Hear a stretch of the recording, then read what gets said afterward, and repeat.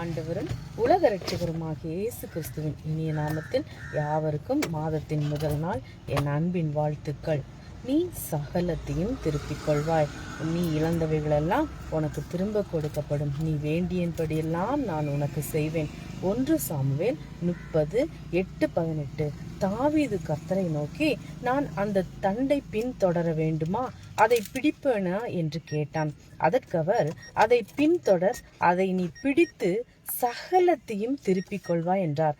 போன வாரம் ஒரு வெப்சைட்ல அதில் நம் வீட்டில் நம் வேண்டாம் என்று தூக்கி எறிகிற நிலையில் இருக்கும் மேஜை, நாட்காலி போன்ற மரச்சாமான்களை அவர்கள் எடுத்து அதற்கு புது ஜீவனை கொடுத்து புது பொலிவுடன் நாம் விரும்பி நம்முடைய வீட்டில் அழகாக வைக்கக்கூடிய அளவுக்கு மாற்றி விடுகிறார்கள். எதற்கும் அப்படி சிலவற்றை திறமையாக உருவாக்கப்பட்டதை பார்த்தபோது பிரயோஜனப்படாத நம்முடைய வாழ்க்கையை கர்த்தரிடம் ஒப்புவித்தால் நம்மை அவர் எப்படி உருவாக்க வல்லவர் என்று நினைத்தேன். தாவீது கர்த்தருக்கு கீழ்ப்படியாமல் தன் சுய திட்டத்தினால் எதிரியின் நகரமான சிக்லாகில் வாழ்ந்து கொண்டிருந்தான். அது மட்டுமல்ல, சிக்லாகின் ராஜாவாகிய ஆகீஸை பொய் சொல்லி ஏமாற்றியும் வந்தான். அதன் விளைவாக அமிலேக்கியர் அவன் வாழ்ந்த நகரத்தை சுட்டெரித்து அவனுடைய எல்லாவற்றையும் சிறையாக்கி சென்றனர் என்று பார்த்தோம். அந்த வேளையில் அவன் தன்னுடைய வாழ்க்கையை தம்மை திறமையாக வழிநடத்த வல்ல கர்த்தரிடம் ஒப்புவித்ததே இந்த நிலைக்கு காரணம் என்று உணர்ந்து கர்த்தரை நோக்கி பார்க்கின்றான். அவன் கர்த்தரிடம் நான் என்ன செய்ய வேண்டும் என்று கேட்டபோது கர்த்தன் அவரிடம் 3 காரியங்களை சொல்வதை நாம் வேதாகம பகுதியில் பார்க்கலாம். அதை பின்தொடர், அதை நீ பிடித்து சகலத்தையும் திருப்பிக் கொள்வாய் என்றார். பின்தொடர் என்பதற்கு துரத்து, சாதனை புரிய முயற்சி செய் என்ற அர்த்தம். அதை நீ பிடித்து என்பதற்கு நீ அதை முந்தி செல் என்ற அர்த்தம். திருப்பிக்கொள் என்பதற்கு திரும்ப பெரு மீட்டுக்கொள் என்ற அர்த்தம். தேவனுடைய சித்தம் என்னும் பாதையை விட்டு தவறி போகும் நாம் ஒவ்வொருவருக்கும் இந்த அறிவுரை பொருந்தும் அல்லவா? நம்முடைய ஓட்டத்தில் நாம் விடாமல் ஓடி சாதனை செய்ய முயல வேண்டும். அது மட்டுமல்ல, நாம் நம்முடைய எதிரியை முறியடித்து முந்தி சென்று நாம் இழந்த ஆசீர்வாதங்களை நாம் மீட்டுக்கொள்ள வேண்டும் என்றுதானே அர்த்தம். நாம் பாதை தவறியதால் இழந்த ஆசீர்வாதங்கள் எத்தனை!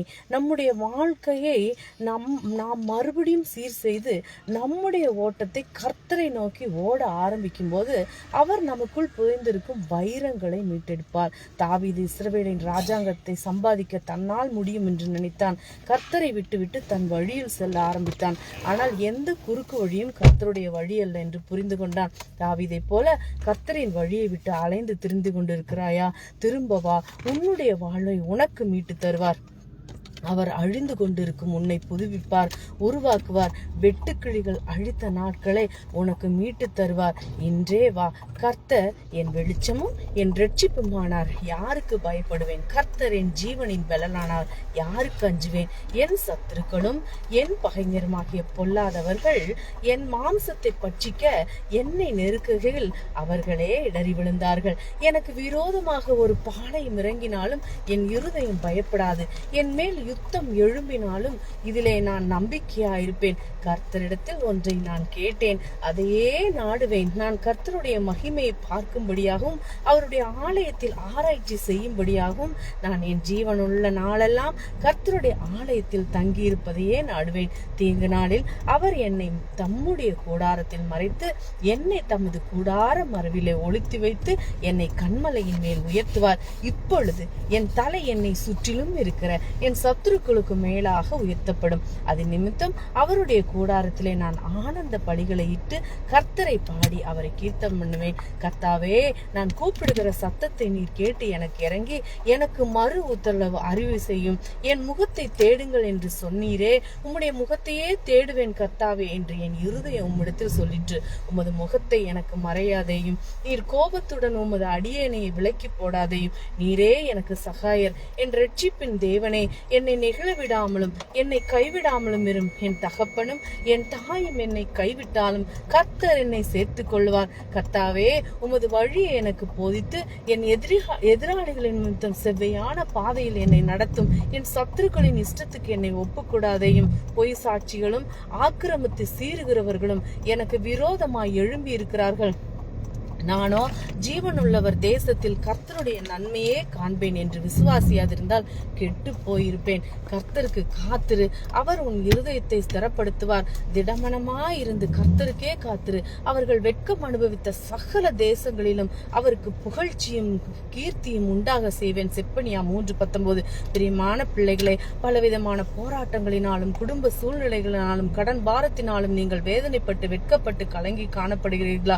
உங்களை இந்த நாளில் உயர்த்த நம் ஆண்டவர் வல்லவராயிருக்கிறார். நம் தேவன் ஒருவரை உயர்த்தி ஒருவரை வெட்கப்படுத்துகிறவர் அல்ல. உங்கள் வாழ்வில் நன்மையும் கிருபையும் தொடர செய்து உங்களை உயர்த்து ஆசீர்வதிப்பார். யோசேப்பின் வாழ்வில் யோசேப்பு தேவ மனிதன்தான்.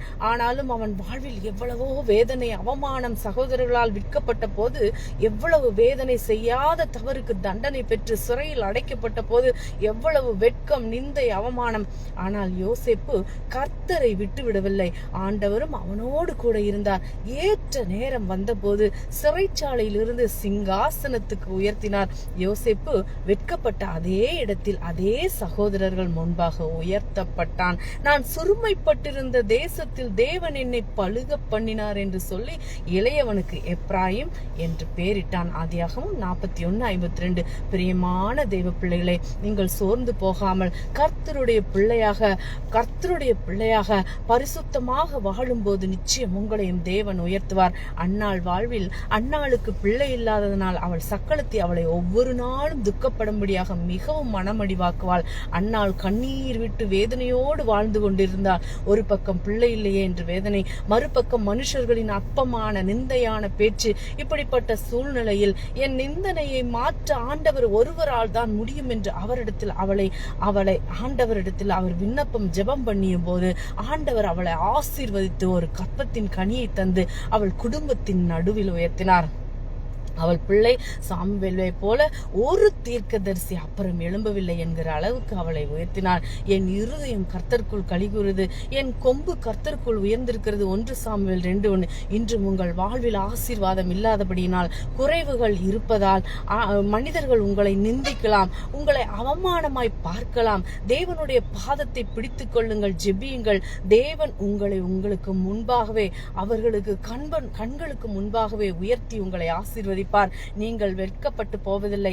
மரியாள் வாழ்வில் மரியாள் தேவ ஆவியால் தேவ சித்தப்படி கர்ப்பம் தரித்தாள். அதை அறிந்த யோசேப்பு மரியாளை ரகசியமாய் தள்ளிவிட யோசித்தான். பிரியமான பிள்ளைகளே, ஒருவேளை யோசேப்பு மரியாளை திருமணம் செய்யாமல் இருந்தால் என்ன நடந்திருக்கும் என்று யோசித்து பாருங்கள். எவ்வளவு அவமானத்தால் மரியாள் தலை குனிந்து வாழ்ந்திருப்பாள். எத்தனை பேர் அவளை நிந்தித்து அவமானப்படுத்தி இருப்பார்கள். ஆனால் ஆண்டவர் அப்படி விடவில்லை. யோசேப்போடு தரிசனத்தில் காணப்பட்டு தேவ திட்டத்தை அவனுக்கு வெளிப்படுத்தி மரியாளை சேர்த்து கொள்ள சொன்னார். அதனால் மரியாள் வாழ்வில் ஒரு பெரிய நிம்மதி, சமாதானம், உயர்வு உண்டானது. உனக்கு விரோதமாய் உருவாக்கப்படும் எந்த ஆயுதமும் வாய்க்காதே போம். ஏசாயா 54:17. ஒருவேளை உங்களுக்கே தெரியாமல் உங்களை வெட்கப்படுத்த சாத்தான் திட்டமிட்டு கொண்டிருக்கலாம். ஆனால் சாத்தானின் திட்டங்களை உடைத்து கர்த்தர் உங்களுக்காக கிரியை செய்து உங்களை உயர்த்துவார். எனவே சோர்ந்து போகாதீர்கள். கர்த்தரை பற்றி கொள்ளுங்கள். தேவ திட்டத்தின்படி, தேவ சித்தத்தின்படி வாழ உங்களை அர்ப்பணியுங்கள். ஆண்டவர் உங்களை எப்போதும் ஆசீர்வதிப்பாராக. இந்த மாதத்திலும் கூட இந்நாள் வரை தேவன் கண்ணின் மணி போல ஒவ்வொரு நாளும் நம்முடைய அந்த 6 மாதங்களும் தேவன் காத்த கிருபைகளுக்காய் நம் தேவனுக்கு கோடான கோடி நன்றி செலுத்துவோம். தேவ திட்டத்துக்கு ஒப்பு கொடுத்து, தேவ சித்தத்துக்கு ஒப்பு கொடுத்து நம்மை தாழ்த்துவோம். தேவன் நிச்சயமாய் நம்மை உயர்த்துகிறவராயிருக்கிறார். நாம் சகலத்தையும் திருப்பிக் கொள்ள, இழந்ததையெல்லாம் பெற்றுக்கொள்ள தேவன் தாமே நம்மோடு இருந்து நம்மை வழி நடத்துவாராக. ஆமேன். அல்லேலூயா. நீங்கள் ஆசீர்வதிக்கப்பட்டவர்கள். Price God.